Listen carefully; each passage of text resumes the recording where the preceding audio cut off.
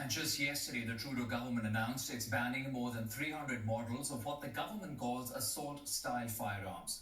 All the newly prohibited weapons are semi-automatics with sustained rapid-fire capability. Under the new rules, these firearms can no longer be legally used or sold in Canada.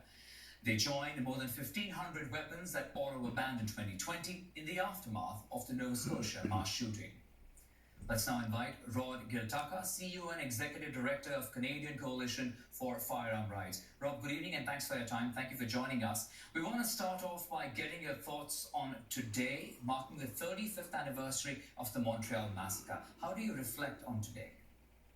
Well, I think every Canadian remembers where they were if they were old enough to understand what was happening 35 years ago. And it was definitely one of the darkest days in the history of the country.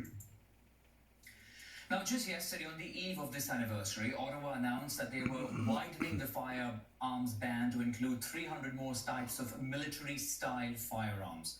Your reaction to this ban? Well, the ban is devastating. They banned 1,550 models of firearms that they decided that were inappropriate for civilians to own in Canada on May 1st, 2020.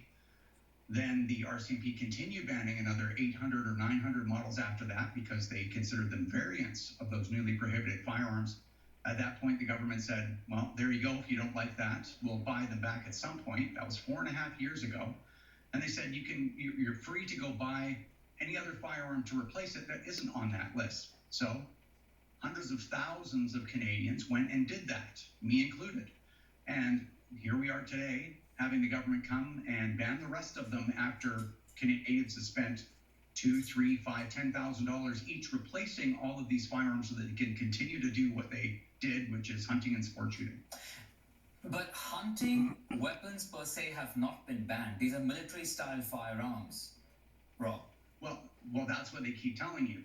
The government still can't tell you show you the distinction between a hunting firearm and a assault-style weapon. So in Bill C-21, they came up with a definition for assault-style weapon. But all of the firearms that they banned, well, except for a few, maybe some 50 cals, they even banned one that was an aircraft-mounted 50 caliber machine gun. I don't know how many of those were floating around in the sports shooting community before yesterday. But all of these firearms were being used and were purchased specifically for sport shooting and for hunting. And so despite what the Trudeau Liberals want people to believe this was a political stunt to draw attention away from their massive billion-dollar scam. But Rod, there are 2 points to what you're saying. Of course, that they will be paid back for this. And secondly, most of the crimes that we see where guns are used, those guns are legally owned as well. Let me ask you about one more thing here. What do you propose? Say that again? What do you propose? Did you just say they were the majority of firearm-related violence is committed with legally obtained guns? Is that what you just said? No, I was trying to say that they will be paid back as well when they return those guns to the government, and that plan begins in 2025. And there are instances where guns that have been used are also legally purchased. But having said that, I want to ask you something, since you're saying it's been devastating. What do you propose instead of these kinds of bans as a way to reduce gun violence in Canada? Okay, well, first thing, you can refer to the Toronto Police Service, who have said that nearly 100% of the guns that they are seizing from people shooting up Canadian streets come from across the border. So it's very important that the facts are out there, which is hard to find sometimes. When it comes to reducing firearm-related violence, the police, just ask the police. You don't have to ask the gun lobby. The police will tell you exactly where all of that activity is coming from. And if you want to know the societal ills that cause gun violence, it's drug and alcohol abuse, it's unemployment, lack of opportunity, social moral decline. These are the real problems that not only cause gun violence, cause all violence. But the government is ignoring that. There's no emergency orders in council to stop repeat violent offenders from getting let out on bail. But that doesn't answer my question about the issue of guns, Rod. How do we stop and reduce gun violence in the country? Because that's the problem also we're facing, for example, on the anniversary that we are commemorating today. How do you stop that gun violence?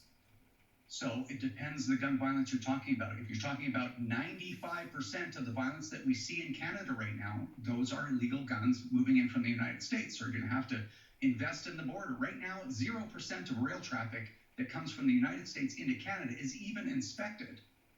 People are flying handguns across the border on drones now. Like, this is a big problem, a really big problem. But the government doesn't care about any of that stuff. They come straight to licensed gun owners to get a criminal background check every day and ban and seize their guns. And when you talk about a buyback, they promised that at the earliest opportunity 4.5 years ago. I have $20,000 of unusable guns in my gun safe for half a decade. So you can't really believe anything that they say. They have no credibility. Okay, we'll leave it at that for tonight, but this is an important conversation to be had regularly. Rod Giltaca, I appreciate your time. Thank you for joining us tonight. I appreciate it. Thank you. Canada is boosting its presence in the Arctic, posting new